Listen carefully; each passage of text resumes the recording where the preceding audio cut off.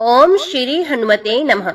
आप सभी का आपके अपने YouTube चैनल जय मां कंजित में हार्दिक स्वागत है। आज आप सुनिए हनुमान जी की व्रत कथा।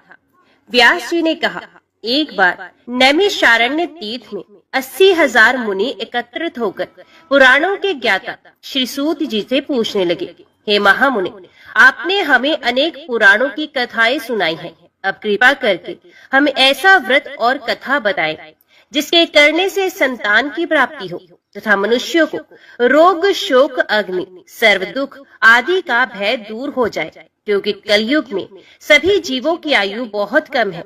फिर इस पर उन्हें रोग और चिंता के कष्ट लगे रहेंगे, तो फिर वे श्री हरि के चरणों में अपना ध्यान कैसे लगा सकेंगे।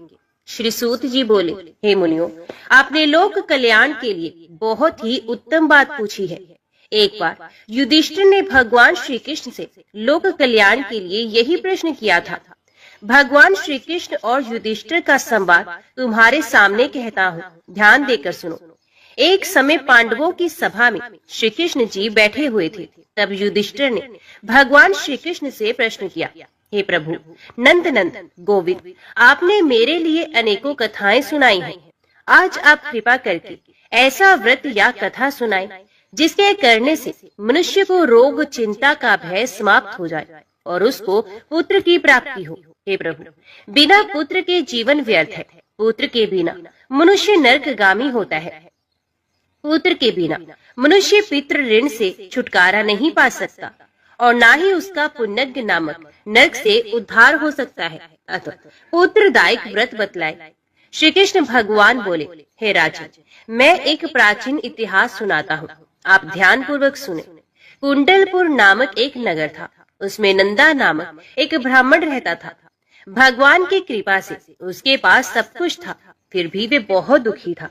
इसका कारण ये था कि ब्राह्मण की स्त्री सुनंदा के कोई संतान नहीं थी। सुनंदा पतिव्रता थी, भक्ति पूर्वक श्री हनुमान जी की आराधना करती थी। मंगलवार के दिन व्रत करके अंत में भोजन बनाकर हनुमान जी का भोग लगाने के बाद स्वयं भोजन करती थी। एक बार मंगलवार के दिन ब्राह्मणी गृह कार्य की अधिकता के कारण हनुमान जी को भोग ना लगा सकी, तो इस पर उसे बहुत दुख हुआ। उसने कुछ भी नहीं खाया और अपने मन में प्रण किया कि अब तो अगले मंगलवार को ही हनुमान जी को भोग लगाकर अन्न जल ग्रहण करूंगी। ब्राह्मणी सुनंदा प्रतिदिन भोजन बनाती, श्रद्धा पूर्वक पति को खिलाती, परंतु स्वयं भोजन नहीं करती और मन ही मन श्री हनुमान जी की आराधना करती थी। इस प्रकार 6 दिन बीत गए और ब्राह्मणी सुनंदा अपने निश्चय के अनुसार भूखी प्यासे निराहार रही। अगले मंगलवार को ब्राह्मणी सुनंदा प्रातः काल ही बेहोश होकर गिर पड़ी। ब्राह्मणी सुनंदा की इस असीम भक्ति के प्रभाव से श्री हनुमान जी बहुत प्रसन्न हुए और प्रकट होकर बोले, हे सुनंदा, मैं तेरी भक्ति से बहुत प्रसन्न हूँ, तू उठ और वर मांग। सुनंदा अपने आराध्य देव श्री हनुमान जी को आगे देखकर आनंद की अधिकता से विवल हो श्री हनुमान जी के चरणों में गिरकर बोले, हे प्रभु, मेरी कोई संतान नहीं है, कृपा करके मुझे संतान प्राप्ति का आशीर्वाद दे, आपकी अति कृपा होगी। श्री महावीर जी बोले, तेरी इच्छा पूर्ण होगी, तेरे एक कन्या पैदा होगी, उसके अष्टांग प्रतिदिन सोना दिया करेंगे। इस प्रकार कहकर श्री महावीर जी अंतर ध्यान हो गए। ब्राह्मणी सुनंदा बहुत हर्षित हुई और सभी समाचार अपने पति से कहा। ब्राह्मण देव कन्या का वरदान सुनकर कुछ दुखी हुए, परंतु सोना मिलने की बात सुनी तो बहुत प्रसन्न हुए। विचार किया कि ऐसी कन्या के साथ मेरी निर्धनता भी समाप्त हो जाएगी।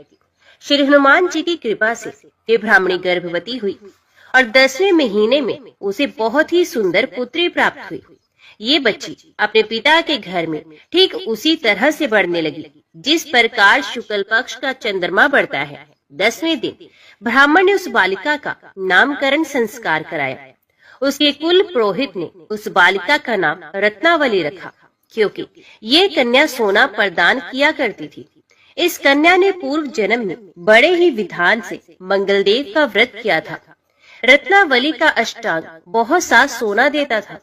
उस सोने से नंदा ब्राह्मण बहुत ही धनवान हो गए। अब ब्राह्मणी भी बहुत अभिमान करने लगी। समय बीतता रहा। अब रत्नावली 10 वर्ष की हो चुकी थी। एक दिन जब नंदा ब्राह्मण पर संचित था, तब सुनंदा ने अपने पति से कहा, मेरी पुत्री रत्नावली विवाह के योग्य हो गई है, अतः आप कोई सुंदर तथा योग्य वर देखकर इसका विवाह कर दीजिए। ये सुनकर ब्राह्मण बोला, अभी तो रत्नावली बहुत छोटी है। तब ब्राह्मणी बोली, शास्त्रों की आज्ञा है कि कन्या 8वें वर्ष में गौरी, 9 वर्ष में रोहिणी, 10वें वर्ष में कन्या, इसके पश्चात रजस्वला हो जाती है। गौरी के दान से पाताल लोक की प्राप्ति होती है, रोहिणी के दान से वैकुंठ लोक की प्राप्ति होती है, कन्या के दान से इंद्र लोक में सुखों की प्राप्ति होती है। अगर हे पतिदेव रजस्वला का दान किया जाता है तो घोर नरक की प्राप्ति होती है। इस पर ब्राह्मण बोला, अभी तो रत्नावली मात्र 10 ही वर्ष की है, मैंने तो 16-16 साल की कन्याओं के विवाह करवाए हैं, अभी जल्दी क्या है। तब ब्राह्मणी सुनंदा बोली, आपको तो लोभ अधिक हो गया लगता है। शास्त्रों में कहा गया है कि माता पिता और बड़ा भाई रजस्वला कन्या को देखते हैं तो वे अवश्य ही नरकगामी होते हैं। तब ब्राह्मण बोला, अच्छी बात है, कल मैं अवश्य ही योग्य वर की तलाश में अपना दूत भेजूंगा। दूसरे दिन ब्राह्मण ने अपने दूत को बुलाया और आज्ञा दी कि जैसी सुंदर मेरी कन्या है वैसा ही सुंदर वर उसके लिए तलाश करे। दूत अपने स्वामी की आज्ञा पाकर निकल पड़ा। पंपई नगर में उसने एक सुंदर लड़के को देखा। ये बालक एक ब्राह्मण परिवार का बहुत गुणवान पुत्र था। इसका नाम सोमेश्वर था। दूत ने इस सुंदर व गुणवान ब्राह्मण पुत्र के बारे में अपने स्वामी को पूर्ण विवरण दिया। ब्राह्मण नंदा को भी सोमेश्वर अच्छा लगा और फिर शुभ मुहूर्त में विधि पूर्वक कन्या दान करके ब्राह्मण ब्राह्मणी संतुष्ट हुए। परंतु ब्राह्मण के मन में तो लोभ समाया हुआ था। उसने कन्यादान तो कर दिया था, पर वे बहुत खिन्न भी था। उसने विचार किया कि रत्नावली तो अब चली जाएगी और मुझे इससे जो सोना मिलता है वे भी चला जाएगा। मेरे पास जो धन था कुछ तो इसके विवाह में खर्च हो गया और जो शेष बचा है वे भी कुछ दिनों के पश्चात खत्म हो जाएगा। मैंने तो इसका विवाह करके बहुत बड़ी भूल कर दी है। अब कोई ऐसा उपाय हो कि रत्नावली मेरे घर में ही बनी रहे, अपने ससुराल न जाए। लोभ रूपी राक्षस ब्राह्मण के मस्तिष्क पर छाता जा रहा था। रात भर अपनी छैया पर बेचैनी से करवटें बदलते बदलते उसने एक बहुत ही क्रूर निर्णय लिया। उसने विचार किया कि जब रत्नावली को लेकर उसका पति सोमेश्वर अपने घर के लिए जाएगा तो वे मार्ग में छिपकर सोमेश्वर का वध कर देगा और अपनी लड़की को अपने घर ले आएगा, जिससे नियमित रूप से उसे सोना भी मिलता रहेगा और समाज का कोई मनुष्य उसे दोष भी नहीं दे सकेगा। प्रातः काल हुआ तो नंदा और सुनंदा ने अपने जमाई तथा लड़की को बहुत सारा धन देकर विदा किया। सोमेश्वर अपनी पत्नी रत्नावली को लेकर ससुराल से अपने घर की तरफ चल दिया। ब्राह्मण नंदा महालोभ के वशीभूत हो अपनी मति खो चुका था। पाप पुण्य को उसे विचार ही न रहा। अपने भयानक व क्रूर निर्णय को कार्य रूप देने के लिए उसने अपने दूत को मार्ग में अपने जमाई का वध करने के लिए भेज दिया, ताकि रत्नावली से प्राप्त होने वाला सोना उसे हमेशा मिलता रहे और वो कभी निर्धन न हो।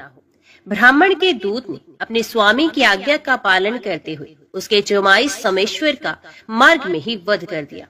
समाचार प्राप्त कर ब्राह्मण नंदा मार्ग में पहुंचा और रुदन करती अपनी पुत्री रत्नावली से बोला, हे पुत्री, मार्ग में लुटेरों ने तेरे पति का वध कर दिया है।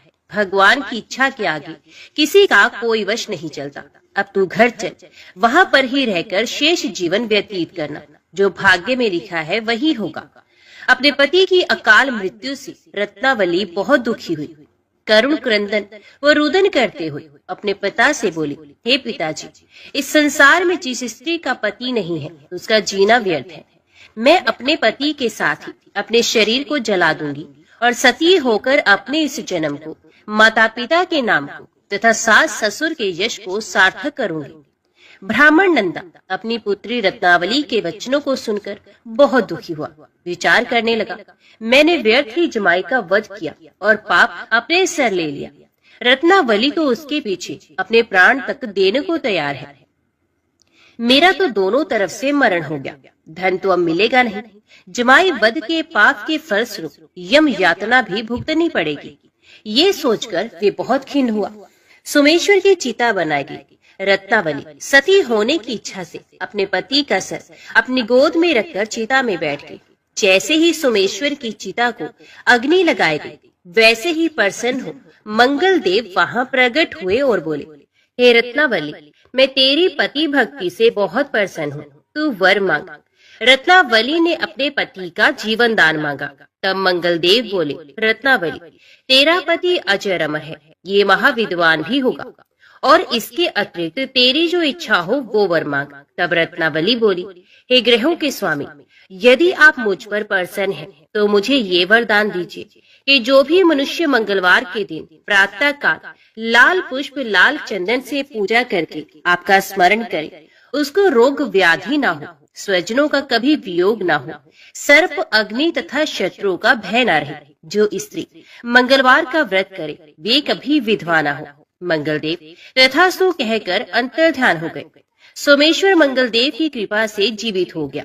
रत्नावली अपने पति को पुण्य प्राप्त कर बहुत प्रसन्न हुई और मंगलदेव का व्रत प्रत्येक मंगलवार को करके व्रतराज और मंगलदेव की कृपा से इस लोक में सुख ऐश्वर्य को भोगते हुए अंत में अपने पति के साथ स्वर्गलोक को चली गई। आइए अब सुनते हैं मंगलवार व्रत की एक अन्य कथा। एक ब्राह्मण दंपति के कोई संतान नहीं हुई थी, जिसके कारण दोनों पति पत्नी दुखी रहते थे। वे ब्राह्मण हनुमान जी की पूजा हेतु वन में चला गया।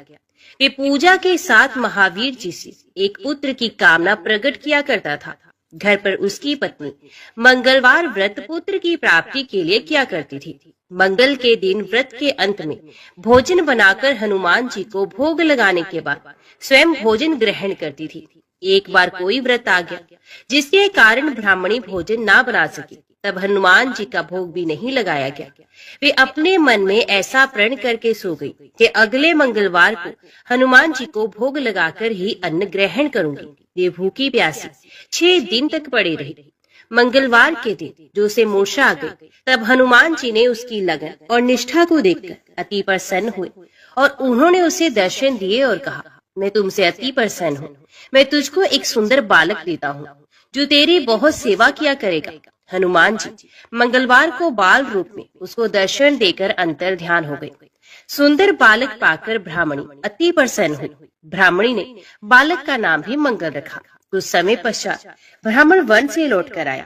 प्रसन्नचित सुंदर बालक घर में क्रीड़ा करते देखकर वे ब्राह्मण पत्नी से बोला, ये बालक कौन है? पत्नी ने कहा, मंगलवार के व्रत से प्रसन्न होकर हनुमान जी ने दर्शन देकर मुझे ये बालक दिया है।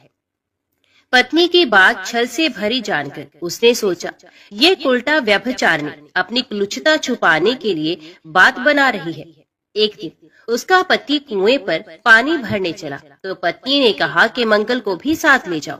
वे मंगल को साथ ले चला और उसको कुएं में डालकर वापस पानी भरकर आया तो पत्नी ने पूछा कि मंगल कहाँ है। तभी मंगल मुस्कुराता हुआ घर में आया। उसको देख ब्राह्मण आश्चर्यचकित हुआ। रात्रि में उसके पति से हनुमान जी ने स्वप्न में कहा, ये बालक मैंने दिया है, तुम पत्नी को उल्टा क्यों कहते हो? पति ये जानकर हर्षित हुआ। फिर पति पत्नी मंगल का व्रत रख अपनी जीवन आनंद पूर्वक व्यतीत करने लगे। जो मनुष्य मंगलवार व्रत कथा को पढ़ता या सुनता है और नियम से व्रत रखता है, उसके हनुमान जी की कृपा से सब कष्ट दूर होकर सर्व सुख प्राप्त होता है। भगवान शंकर के अंश से वायु के द्वारा कपिराज केसरी की पत्नी अंजना में हनुमान जी का प्रादुर्भाव हुआ। मर्यादा पुरुषोत्तम श्री राम की सेवा शंकर जी अपने रूप से तो नहीं कर सकते थे, अतएव उन्होंने 11वें रुद्र रूप को इस प्रकार वानर रूप में अवतरित किया। जन्म के कुछ ही समय पश्चात महावीर हनुमान जी ने उगते हुए सूर्य को कोई लाल लाल फल समझा और उसे निगलने के लिए आकाश की ओर दौड़ चले। उस दिन सूर्य ग्रहण का समय था। राहु ने देखा कि कोई दूसरा ही सूर्य को पकड़ने आ रहा है। तब वे उस आने वाले को पकड़ने लगा, किंतु जब वायुपुत्र उसकी ओर बढ़े तब वे डरकर भाग गया। राहु ने इंद्र से पुकार की। ऐरावत पर चढ़कर इंद्र को आते देख पवन कुमार ने ऐरावत को कोई बड़ा सा सफेद फल समझा और उसी को पकड़ने के लिए लपके। घबराकर देवराज ने वज्र से प्रहार किया। वज्र से उनकी ठोड़ी पर चोट लगने से वे कुछ टेढ़ी हो गई। इसी से ये हनुमान कहलाने लगे। वज्र लगने पर ये मूर्छित होकर गिर पड़े। पुत्र को मूर्छित देखकर वायुदेव बड़े कुपित हुए। उन्होंने अपनी गति बंद कर ली। श्वास रुकने से देवता भी व्याकुल हो गए। अंत में हनुमान को सभी लोकपालों ने अमर होने तथा अग्नि जल वायु आदि से अभय होने का वरदान देकर वायुदेव को संतुष्ट किया। जातीय स्वभाव से चंचल हनुमान ऋषियों के आश्रमों में वृक्षों को सहज चपलतावश तोड़ देते तथा आश्रम की वस्तुओं को अस्त व्यस्त कर देते थे। अतः ऋषियों ने इन्हें शाप दिया, तुम अपना बल भूले रहोगे। जब कोई तुम्हें स्मरण दिलाएगा तभी तुम्हें अपने बल का भान होगा। तब से वे सामान्य वानर की भांति रहने लगे। माता के आदेश से सूर्य नारायण के समीप जाकर वेद वेदांग प्रभूति समस्त शास्त्रों एवं कलाओं का इन्होंने अध्ययन किया। इसके पश्चात किष्किंधा में आकर सुग्रीव के साथ रहने लगे। सुग्रीव ने इन्हें अपना निजी सचिव बना लिया। जब बाली ने सुग्रीव को मारकर निकाल दिया तब भी ये सुग्रीव के साथ ही रहे। सुग्रीव के विपत्ति के साथ ही होकर ऋष्यमुख पर्वत पर ये उनके साथ ही रहते थे। बचपन में माता अंजना से बार बार आग्रह पूर्वक इन्होंने अनादि रामचरित सुना था। अध्ययन के समय वेद में पुराणों में श्री राम कथा का अध्ययन किया था। किष्किंधा आने पर ये भी ज्ञात हो गया कि परात्पर प्रभु ने अयोध्या में अवतार धारण कर लिया है। अब ये बड़ी उत्कंठा से अपने स्वामी के दर्शन की प्रतीक्षा करने लगे। श्रीमद् भागवत में कहा गया है, जो निरंतर भगवान की कृपा की आतुर प्रतीक्षा करते हैं, अपने प्रारब्ध से प्राप्त सुख दुख को संतोष पूर्वक भोगते रहकर हृदय वाणी तथा शरीर से भगवान को प्रणाम करता रहता है। हृदय से भगवान का चिंतन, वाणी से भगवान के नाम गुण का गान कीर्तन और शरीर से भगवान का पूजन करता रहता है। ये मुक्ति पद का स्वत अधिकारी हो जाता है। श्री हनुमान जी तो जन्म से ही माया के बंधनों से सर्वथा मुक्त थे। वे तो अहर्निश अपने स्वामी श्री राम के ही चिंतन में लगे रहते थे। अंत में श्री राम अपने छोटे भाई लक्ष्मण के साथ रावण के द्वारा सीता जी के चुरा लिए जाने पर उन्हें ढूंढते हुए ऋष्यमुख के पास पहुँचे। सुग्रीव को शंका हुई कि इन राजकुमारों को बाली ने मुझे मारने के लिए ही ना भेजा हो। हनुमान जी को परिचय जानने के लिए उन्होंने भेजा। विपर वेश धारण कर हनुमान जी आए और परिचय पूछकर जब अपने स्वामी को पहचाना तब वे उनके चरणों पर गिर पड़े और वे रोते रोते कहने लगे, एको मैं मंद मोह बस कुटिल हृदय अज्ञान पुण्य प्रभु मोहे विसार्यो दीन बंधु भगवान। श्री राम ने उठाकर उन्हें हृदय से लगा लिया।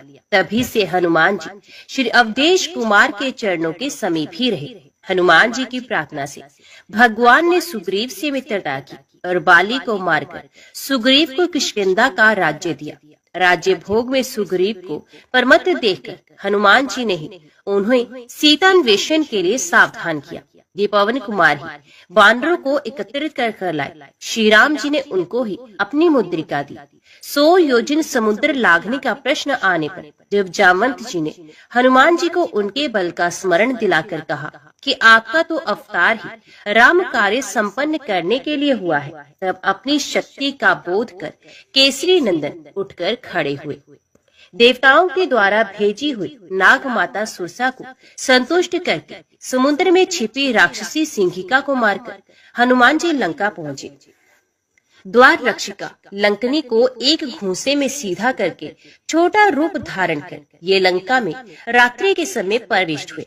विभीषण जी से पता पाकर अशोक वाटिका में जानकी जी के दर्शन किए। उनको आश्वासन देकर अशोक वन को उजाड़ डाला। रावण के भेजे राक्षसों तथा रावण पुत्र अक्षय कुमार को मार दिया। मेघनाथ इन्हें किसी प्रकार बांधकर राजसभा में ले गया। वहां रावण को भी हनुमान जी ने अभिमान छोड़कर भगवान की शरण लेने की शिक्षा दी। राक्षस राज की आज्ञा से उनकी पूंछ में आग लगा दी गई। इन्होंने उसी अग्नि से सारी लंका को जला दिया। सीता जी से छिन्न स्वरूप चूड़ामणि लेकर भगवान के समीप लौट आए। समाचार पाकर श्री राम ने युद्ध के लिए प्रस्थान किया। समुद्र पर सेतु बांधा गया। संग्राम हुआ और अंत में रावण अपने समस्त अनुचर बंधु बांधवों के साथ मारा गया। युद्ध में श्री हनुमान जी का पराक्रम, उनका शौर्य, उनकी वीरता सर्वोपरि रही। वानरी सेना के संकट के समय ये सदा सहायक रहे। राक्षस उनकी हुंकार से ही कांपते थे। लक्ष्मण जी जब मेघनाथ की शक्ति से मूर्छित हो गए, तब मार्ग में पाखंडी कालनेमी को मारकर द्रोणाचल को हनुमान जी उखाड़ लाए और इस प्रकार संजीवनी औषधि आने से लक्ष्मण जी को चेतना प्राप्त हुई। माया भी अहि रावण जब माया करके राम लक्ष्मण को युद्ध भूमि से चुरा ले गया, तब पाताल जाकर अहि रावण का वध करके हनुमान जी ही श्री राम जी और भाई लक्ष्मण जी के साथ वहां आए। रावण वध का समाचार श्री जानकी जी को सुनाने का सौभाग्य और श्री राम लौट रहे हैं, ये आनंददायी समाचार भरत जी को देने का गौरव भी प्रभु ने अपने प्रिय सेवक हनुमान जी को ही दिया। हनुमान जी विद्या, बुद्धि, ज्ञान तथा पराक्रम की मूर्ति हैं, किंतु इतना सब होने पर भी इन्होंने कभी अभिमान नहीं किया। अभिमान उन्हें कभी छू तक नहीं पाया। जब वे लंका जलाकर अकेले ही रावण का मान मर्दन करके प्रभु के पास लौटे और प्रभु ने पूछा कि त्रिभुवन विजय रावण की लंका को तुम कैसे जला सके, तब उन्होंने उत्तर दिया, शाखा मृग के बड़ मनुसाई, शाखा ते शाखा पर जाय, नाग सिंधु हाटक पुरजारा, निश्चर गन मदन विपुजारा, सो सब तब प्रताप रघुराई, नाथ न कछु मोरु भ्रपताई। हनुमान जी की भक्ति तो अतुलनीय है। अयोध्या में राज्याभिषेक हो जाने पर भगवान ने सबको पुरस्कृत किया। सबसे अमूल्य अयोध्या के कोष की सर्वश्रेष्ठ मणियों की माला श्री जानकी जी ने अपने कंठ से उतारकर हनुमान जी के गले में डाल दी। हनुमान जी मणियों को ध्यान से देख देख कर तोड़ने लगे और मुख में डालकर फोड़ने भी लगे। दुर्लभ रत्नों को इस प्रकार नष्ट होते देख कुछ लोगों को बड़ा कष्ट हुआ, कुछ ने उन्हें रोका भी। हनुमान जी ने कहा, मैं इनमें भगवान का नाम तथा उनकी मूर्ति ढूंढ रहा हूँ। जिस वस्तु में मेरे स्वामी श्री सीता राम का नाम ही ना हो, जिसमें उनकी मूर्ति ना हो, ये तो व्यर्थ है। प्रश्न करने वाले ने पूछा, क्या आपके शरीर में वे मूर्ति और नाम है? तुरंत अपने नखों से हनुमान जी ने छाती का चमड़ा फाड़कर सबको दिखाया। उनके रोम रोम में राम ये परम दिव्य नाम अंकित था और उनके हृदय में श्री जनक नंदिनी जी के साथ सिंहासन पर बैठे महाराज धीराज श्री अवधेय जी की भुवन सुंदर मूर्ति विराजमान थी। सब लोग जय जयकार करने लगे। भगवान ने हनुमान जी को हृदय से लगा लिया। हनुमान जी आजन्म नैष्ठिक ब्रह्मचारी हैं, व्याकरण के महान पंडित हैं, वेदज्ञ हैं, ज्ञान शिरोमणि है, बड़े विचारशील, तीक्ष्ण बुद्धि तथा अतुल पराक्रमी है। श्री हनुमान जी बहुत निपुण संगीतज्ञ और गायक भी हैं। एक बार देवऋषि दानवों के महान सम्मेलन में जलाशय के तट पर भगवान शंकर तथा देवऋषि नारद जी आदि गा रहे थे। अन्य देवऋषि दानव भी योग दे रहे थे।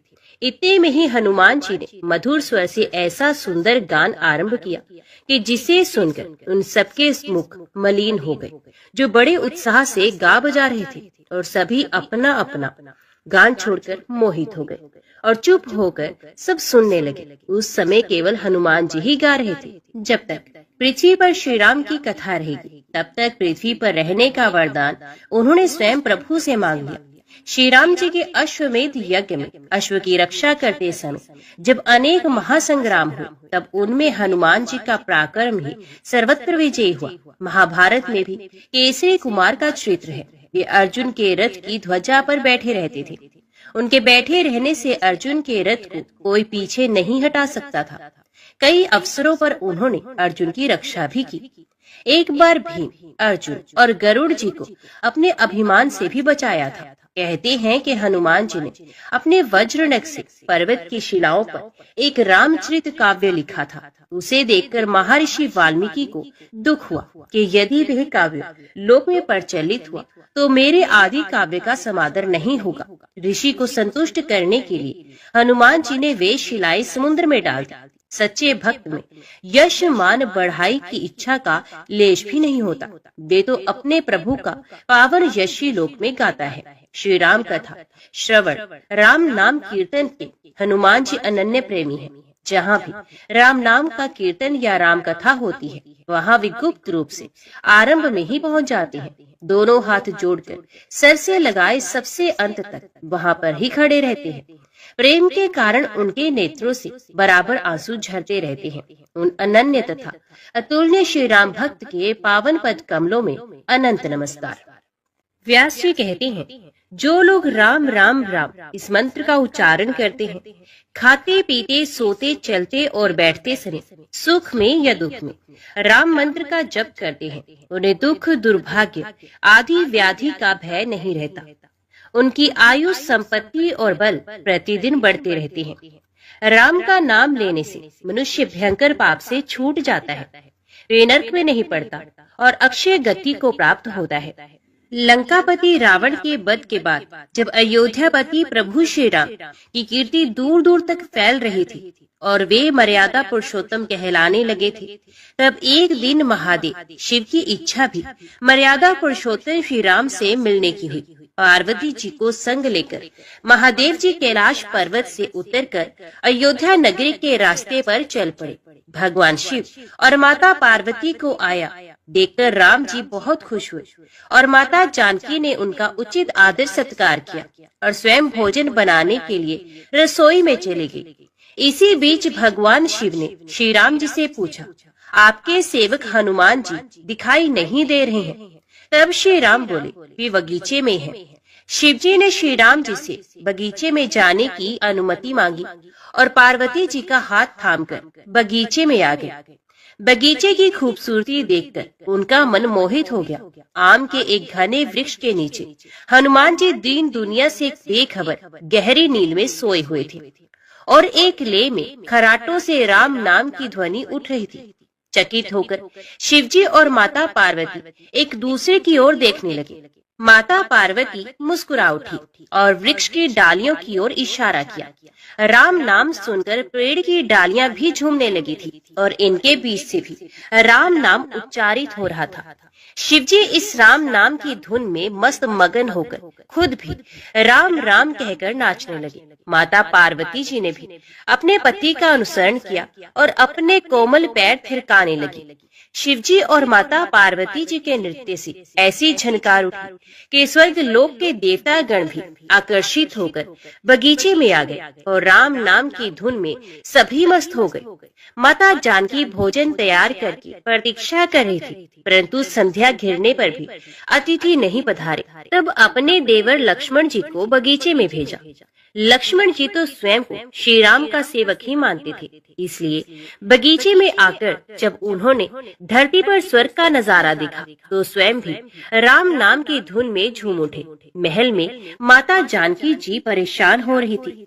अभी तक भोजन ग्रहण करने कोई भी क्यों नहीं आया। उन्होंने श्री राम जी से कहा, भोजन ठंडा हो रहा है, चलिए हम ही जाकर बगीचे में से सभी को ले आए। तब जब राम जी भी बगीचे में गए तो वहाँ राम नाम की धूम मची हुई थी। हनुमान जी गहरी नींद में सोए हुए थे और उनके खर्राटों से अभी तक राम नाम ही निकल रहा था। श्री राम भाव विवल हो उठे। राम जी ने हनुमान जी को नींद से जगाया और प्रेम से उनकी तरफ निहारने लगे। हनुमान जी प्रभु को आया देखकर शीघ्रता से उठकर खड़े हो गए। नृत्य की सभा भंग हो गई। शिव जी खुले कंठ से हनुमान जी की राम भक्ति की सराहना करने लगे। हनुमान जी सकुचाए लेकिन मन ही मन खुश हो रहे थे। श्री सिया राम ने भोजन करने का आग्रह भगवान शिव जी से किया। सभी लोग महल में भोजन करने के लिए चल पड़े। माता जानकी जी भोजन परोसने लगी। हनुमान जी को भी श्री राम जी ने पंक्ति में बैठने का आदेश दे दिया। हनुमान जी बैठ तो गए, परंतु आदत ऐसी थी कि राम जी के भोजन परोसने के उपरांत ही सभी लोग भोजन करते थे। आज श्री राम के आदेश से पहले भोजन करना पड़ रहा था। माता जानकी हनुमान जी को भोजन परोसे जा रही थी, परंतु हनुमान जी का पेट ही नहीं भर रहा था। सीता जी कुछ समय तक तो उन्हें भोजन परोस रही, फिर समझ गई कि इस तरह से तो हनुमान जी का पेट नहीं भरेगा। उन्होंने तुलसी जी के एक पत्ते पर राम नाम लिखा और भोजन के साथ हनुमान जी को परोस दिया। तुलसी पत्र खाते ही हनुमान जी को संतुष्टि मिली और वे भोजन खाकर उठकर खड़े हो गए। भगवान शिव शंकर ने प्रसन्न होकर हनुमान जी को आशीर्वाद दिया कि आपकी राम भक्ति युगों युगों तक याद की जाएगी और आप संकट मोचन के नाम से जाने जाएंगे। आइए अब सुनते हैं राम नाम की महिमा की दूसरी कहानी। महादेव जी को एक बार बिना कारण के किसी को प्रणाम करते देखकर माता पार्वती जी ने पूछा, आप किसको प्रणाम करते रहते हैं? तब शिव जी ने अपनी धर्म पत्नी पार्वती जी से कहा कि हे देवी, जो व्यक्ति एक बार राम कहता है उसे मैं 3 बार प्रणाम करता हूँ। पार्वती जी ने फिर से पूछा, हे भगवान, आप शमशान में क्यों जाते हैं और ये चिता की भस्म को अपने शरीर पर क्यों धारण करते हैं? उसी समय शिव जी पार्वती जी को शमशान में ले गए और वहाँ एक शव अंतिम संस्कार के लिए ले जाया गया। लोग राम नाम सत्य है कहते हुए शव को ला रहे थे। शिव जी ने कहा कि देखो पार्वती, इस शमशान की ओर जब लोग आते हैं तो राम नाम का स्मरण करते हुए आते हैं और इस शव के निमित्त से कई लोगों के मुख से मेरा अति प्रिय दिव्य राम नाम निकलता है। उसी को सुनने के लिए मैं शमशान में आता हूँ और इतने लोगों के मुख से राम नाम का जप करवाने में निमित्त बनने वाले इस शव का मैं सम्मान करता हूँ, प्रणाम करता हूँ और अग्नि में जलने के बाद उसकी भस्म को अपने शरीर पर लगा लेता हूँ। राम नाम बुलवाने वाले के प्रति मुझे इतना प्रेम है। एक बार शिव जी कैलाश पर पहुँचे और पार्वती जी से भोजन मांगा। तब पार्वती जी विष्णु सहस्त्र नाम का पाठ कर रही थी। पार्वती जी ने कहा, अभी पाठ पूरा नहीं हुआ है, कृपया थोड़ी देर प्रतीक्षा कीजिए। तब शिव जी ने कहा, इसमें तो समय और श्रम दोनों लगेंगे। संत लोग जिस तरह से सहस्रनाम को छोटा कर लेते हैं और नित्य जपते हैं, वैसा उपाय कर लो। तो पार्वती जी ने पूछा कि वे उपाय कैसे करते हैं, मैं सुनना चाहती हूँ। तो शिव जी ने बताया, केवल एक बार राम कह लो, इससे तुम्हें सहस्त्र नाम भगवान के 1000 नाम लेने का फल मिल जाएगा। एक राम नाम 1000 दिव्य नामों के समान है। तब पार्वती जी ने वैसा ही किया। भगवान बोले, श्री राम राम रामेति रामे राम मनोरमे सहस्त्र नाम तत् तुल्हे राम नाम वरानने। ये राम नाम सभी आपदाओं को हरने वाला, सभी संपदा को देने वाला दाता है। सारे संसार को विश्राम या शांति प्रदान करने वाला है। इसलिए मैं इसे बार बार प्रणाम करता हूँ। भवसागर की सभी समस्याओं और दुखों के बीजों को भूनकर रख देने वाला, समूल नष्ट कर देने वाला, सुख संपत्तियों को अर्जित करने वाला, यमदूतों को खदेड़ने वाला केवल राम नाम का जप है। इसलिए प्रयास पूर्वक स्वयं भी राम नाम जपते रहना चाहिए और दूसरों को भी प्रेरित करके राम नाम जपना चाहिए। इससे अपना और दूसरों का तुरंत कल्याण हो जाता है। यही सबसे सुलभ और अचूक उपाय है। इसलिए हमारे देश में प्रणाम राम राम कहकर किया जाता है। आइए अब सुनते हैं बिल वृक्ष की महिमा। एक बार नारद जी ने भोलेनाथ जी की स्तुति करके प्रभु से पूछा कि हे प्रभु, आपको प्रसन्न करने के लिए सबसे उत्तम और सुलभ साधन क्या है? त्रिलोकीनाथ, आप तो निर्विकार और निष्काम हैं। आप सहज ही प्रसन्न हो जाते हैं। फिर भी मेरे जानने की इच्छा है कि आपको क्या प्रिय है। तब शिव जी बोले, नारद जी, वैसे तो मुझे भक्त के भाव सबसे प्रिय है, फिर भी आपने पूछा है तो मैं बताता हूँ। मुझे जल के साथ साथ बिलपत्र बहुत प्रिय है। जो अखंड बिलपत्र मुझे श्रद्धा से अर्पित करते हैं, मैं उन्हें अपने लोक में स्थान देता हूँ। नारद जी भगवान शंकर और माता पार्वती की वंदना करके अपने लोक को चले गए।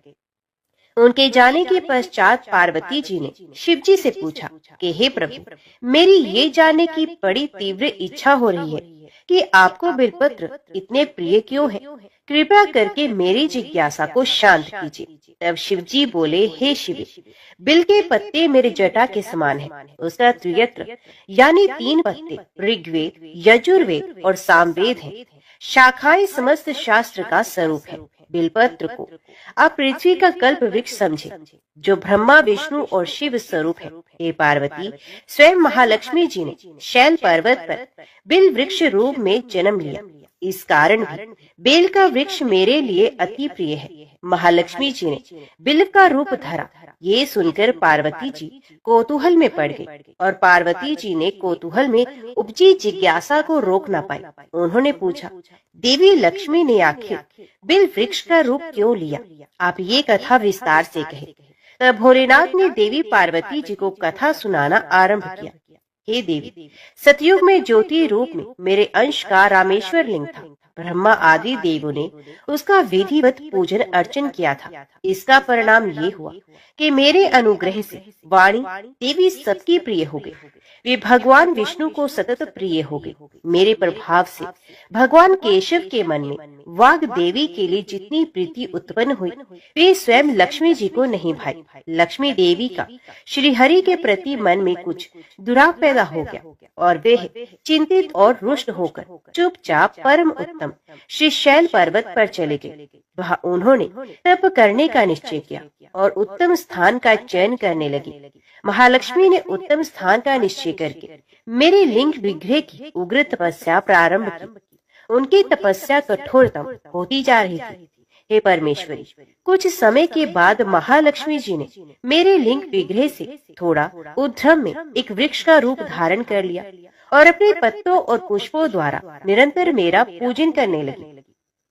इस तरह महालक्ष्मी जी ने लाखों वर्षों तक घोर आराधना की। अंततः उन्हें मेरा अनुग्रह प्राप्त हुआ। मैं वहां प्रकट हुआ और देवी से इस घोर तप की आकांक्षा पूछकर वर देने को तैयार हुआ। महालक्ष्मी जी ने मांगा कि श्री हरि के हृदय में मेरे भाव से वाग देवी के लिए जो स्नेह हुआ है वे समाप्त हो जाए। तब शिव जी बोले, मैंने महालक्ष्मी जी को समझाया, श्री हरि के हृदय में आपके अतिरिक्त किसी और के लिए कोई प्रेम नहीं।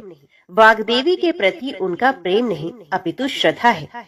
ये सुनकर लक्ष्मी जी प्रसन्न हो गई और पुनः भगवान श्री विष्णु के हृदय में स्थित होकर निरंतर उनके साथ विहार करने लगी। पार्वती जी, महालक्ष्मी के हृदय का एक बड़ा विकार इस प्रकार दूर हो गया। इस कारण हरि प्रिया उसी वृक्ष रूप में सर्वथा अतिशय भक्ति में भरकर यत्न पूर्वक मेरी पूजा करने लगी। हे पार्वती, इसी कारण विश्व का वृक्ष, उसके पत्ते का फूल आदि मुझे बहुत प्रिय है। मैं निर्जन स्थान में बिल वृक्ष का आश्रय लेकर रहता हूँ। बेल वृक्ष को सदा सर्व तीर्थ में एवं सर्व देव माना चाहिए। बेलपत्र, बिल फूल, बिल वृक्ष अथवा बिल काष्ठ के चंदन से जो मेरा पूजन करता है वे भक्त मेरा अति प्रिय है। बिल वृक्ष को शिव के समान ही समझो, ये मेरा शरीर है। जो बेल पर चंदन से मेरा नाम अंकित करके मुझे अर्पण करता है, मैं उसे सभी पापों से मुक्त कर अपने लोक में स्थान देता हूँ। हे देवी, उस व्यक्ति को स्वयं लक्ष्मी जी भी नमस्कार करती हैं, जो मेरा पूजन करती हैं। जो बिल्व मूल में प्राण छोड़ता है उसको रुद्र देह प्राप्त होता है और ऐसे मनुष्य पर सदैव ही माता लक्ष्मी की कृपा रहती है और साथ ही साथ भगवान नारायण की कृपा भी उन पर सदैव बनी रहती है। तो प्रेम से बोलो, भगवान शिव और माता पार्वती की जय। आइए अब सुनते हैं मंगलवार को सुनी जाने वाली मंगला गौरी माता की पौराणिक कथा। कुरु देश में कीर्ति नामक एक विद्वान कीर्ति शली शत्रुओं का नाश करने वाला 64 कलाओं का ज्ञाता तथा धनुर्विद्या में कुशल राजा हुआ। पुत्र के अलावा अन्य सभी शुभ चीजें उस राजा के पास थी, इसलिए वे राजा संतान के विषय में अत्यंत चिंतित हुआ और जब ध्यान पूर्वक देवी की आराधना करने लगा तब उसकी कठोर तपस्या से प्रसन्न हो गई और उससे ये वचन बोले कि हे सूरत, वर मांगो। तब श्रुत कीर्ति बोला, हे देवी, यदि आप मुझ पर प्रसन्न हैं तो मुझे सुंदर पुत्र दीजिए। हे देवी, आपकी कृपा से अन्य किसी भी वस्तु का अभाव नहीं है। तब उसका ये वचन सुनकर पवित्र मुस्कान वाली देवी ने कहा, राजन, तुमने अत्यंत दुर्लभ वर मांगा है, फिर भी कृपावश मैं तुम्हें अवश्य दूंगी। किंतु हे राजन सुनिए, यदि परम गुण पुत्र चाहती है तो वे केवल 16 वर्ष जीवित रहेगा और यदि रूप तथा विद्या से पुत्र चाहते हो तो दीर्घ जीवी होगा। देवी का वचन सुनकर राजा चिंतित हुआ और पुनः अपनी पत्नी से परामर्श करके उसने गुणवान तथा सभी शुभ लक्षणों से संपन्न 16 वर्ष की आयु वाला पुत्र मांगा। तब देवी ने भक्त संपन्न राजा से कहा, हे राजा, मेरे मंदिर के द्वार पर आम का वृक्ष है, उसका एक फल लाकर मेरी आज्ञा से अपनी पत्नी को उसे भक्षण हेतु प्रदान करो, जिसे वे शीघ्र ही गर्भ धारण करेगी, इसमें संदेह नहीं। प्रसन्न होकर राजा ने वैसा ही किया और उसकी पत्नी ने गर्भ धारण किया। 10वें महीने में उसने देवतुल्य सुंदर पुत्र को जन्म दिया। तब हर्ष तथा शोक से युक्त राजा ने बालक का जात कर्म आदि संस्कार किया। शिव का स्मरण करते हुए उसका नाम चिरायु रखा गया। इसके बाद पुत्र के 16 वर्ष के होने पर पत्नी सहित राजा चिंता में पड़ गए और वे विचार करने लगे, ये पुत्र बड़े कष्ट से प्राप्त हुआ और मैं इसकी दुखद मृत्यु अपने ही सामने कैसे देख सकूंगा। ऐसा विचार करके राजा ने पुत्र को उसके मामा के साथ काशी भेज दिया।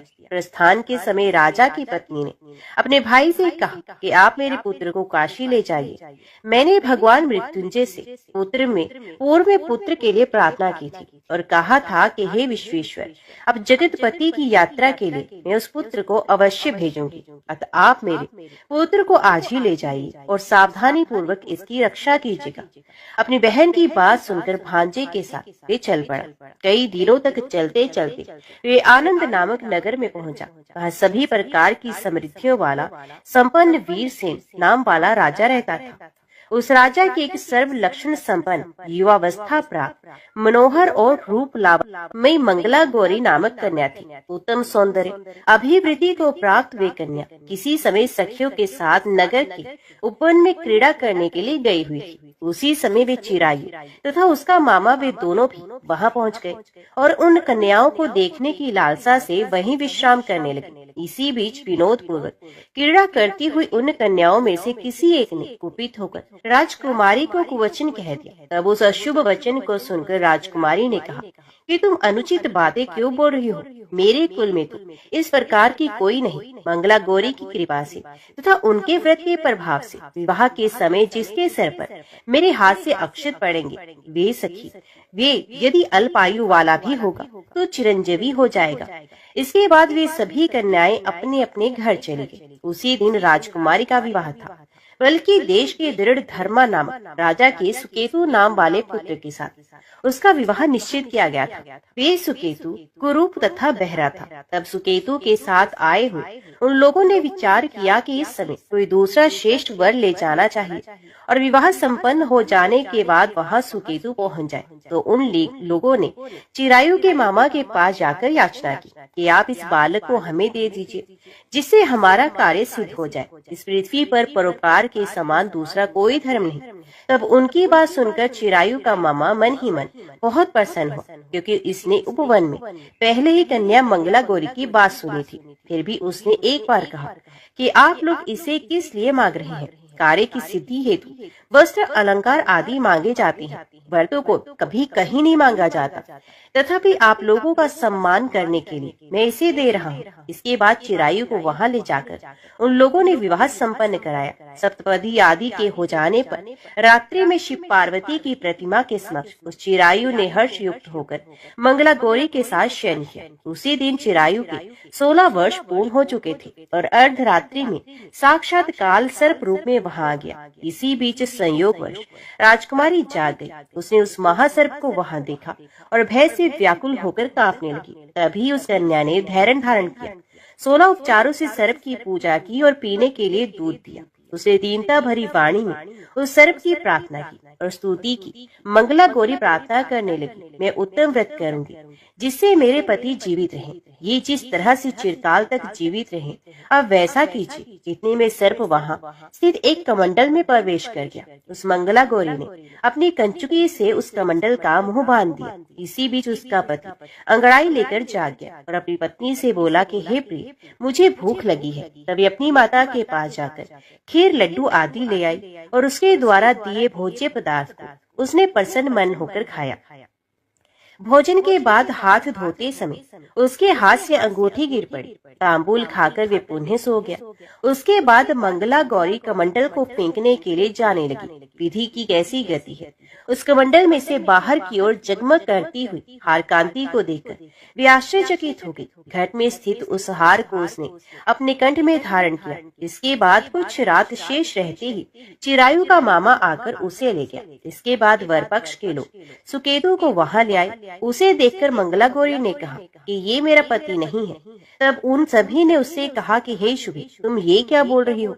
यहाँ तुम्हारा कोई परिचायक हो तो उसे हम लोगों को बताओ।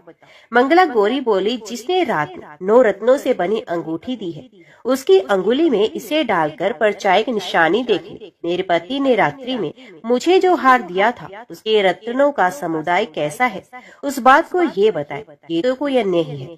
इसके अलावा रात में परस्पर भाषण तथा भोजन आदि जो कुछ किया गया था उसे भी ये बता दे, तब ये निश्चय ही मेरे पति है। इस प्रकार उसका वचन सुनकर सभी ठीक है कहने लगे, किंतु जब एक भी बात ना मिली तब सभी ने सुकेतु को उसका पति होने से निश्चित कर दिया और वर पक्ष वाले जिस तरह से आए थे उसी तरह से वापस चले गए। उसके बाद अपने वंश को बढ़ाने वाली महायश से संपन्न तथा परम मनस्वी मंगला गौरी के पिता ने अन्नपान आदि का सत्र चलाया। उन्होंने वर पक्ष का वृत्तांत कानों कान सुन लिया कि स्वरूप से कुरूप होने के कारण लोगों के द्वारा किसी अन्य को वर के रूप में आदर पूर्वक लाया गया था। तब उन्होंने अपनी कन्या को पर्दे के भीतर बिठा दिया। उसके बाद 1 वर्ष बीतने पर यात्रा करके चिरायु अपने मामा के साथ ये देखने आया कि विवाह के बाद वहाँ क्या हुआ। तब भीतर से उसे देखकर वे मंगला गौरी अत्यंत प्रसन्न हुई और माता पिता से बोली कि मेरे पति आ गए हैं। तब राजा ने अपने स्वजनों को बुलाकर पूर्व में कहे गए सभी परिचायकों को निशानी को देकर मंद मुस्कान वाली अपनी कन्या चिरायु को सौंप दी। निशिष्ट जनों को साथ लेकर विवाह का उत्सव कराया गया। इसके बाद राजा वीरसेन ने वस्त्र आभूषण आदि सेना, घोड़े, रथ और अन्य भी बहुत सी सामग्रियां देकर उन्हें विदा किया। उसके बाद कुल को आनंदित करने वाला वे चिरायु पत्नी तथा मामा को साथ लेकर सेना के साथ अपने नगर पहुंचा। लोगों के मुख से उसे आया हुआ सुनकर उसके माता पिता को विश्वास नहीं हुआ। उन्होंने सोचा ये प्रारब्ध अन्यथा कैसे हो सकता है। इतने में अपने माता पिता के पास आया और स्नेह से परिपूर्ण वे चिरायु भक्ति पूर्वक उनके चरणों में गिर पड़ा। तब अपने पुत्र का मस्तक सूंघकर उन दोनों ने परम आनंद प्राप्त किया। पुत्र वधू मंगला गौरी ने भी सास ससुर को प्रणाम किया। तब सास उसे अपनी गोद में बिठाकर सारा वृत्तांत शीघ्रता पूर्वक पूछने लगी। हे महामुनि, तब पुत्र वधू ने भी मंगला गौरी के उत्तम व्रत महात्म्य तथा जो कुछ घटित हुआ था वे सब वृत्तांत बताया। जो कोई भी इसका श्रवण करता है या इसको कहता है उसके सभी मनोरथ पूर्ण हो जाते हैं, इसमें संदेह नहीं। प्रेम से बोली, मंगला गौरी माता की जय।